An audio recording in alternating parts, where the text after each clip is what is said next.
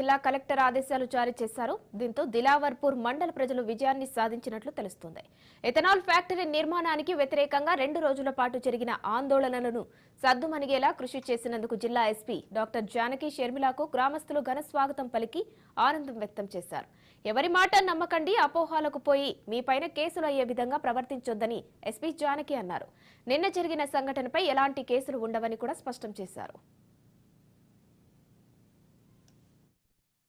Orders ఏవైతే ఉన్నాయో అవి ఇండస్ట్రీ సెక్రటరీతో మాట్లాడి అబేయన్స్లో పెట్టించడం జరిగింది. అదే కలెక్టర్ గారు కూడా నోటీసు ఇష్యూ చేశారు, ప్రెస్ నోటు.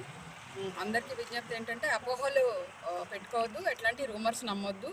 ఇది మళ్ళీ ఇప్పుడప్పుడే మీరు కోరినట్టుగానే కొన్ని రోజులు ఈ ఫ్యాక్టరీ పనులు నిలిపివేయబడతాయి. తర్వాత సెంట్రల్ గవర్నమెంట్కి వీళ్ళు స్టేట్ గవర్నమెంట్ ఏదైతే ఉందో వాళ్ళు రిపోర్ట్ పంపిస్తారు. తర్వాత యాక్షన్ తీసుకోవడం జరుగుతుంది. రూమర్స్ నమ్మి దాడులు చేయడము ఇట్లాంటివి చేస్తే చట్ట వ్యతిరేకంగా మళ్ళీ ఇబ్బందులు పడవలసి వస్తుంది.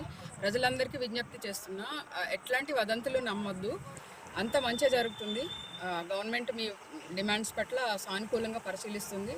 ప్రస్తుతానికైతే ఈ కలెక్టర్ గారు ప్రెస్ నోటు రిలీజ్ చేశారు, అబేయన్స్లో పెట్టారు ఆర్డర్స్ అనేసి. సో మీరు వచ్చి కొంతమంది మాట్లాడడానికి వచ్చినా కూడా నేను తీసుకెళ్ళి కలెక్టర్ మేడంతో కల్పిస్తాను. మీరు అప్పుడు కూడా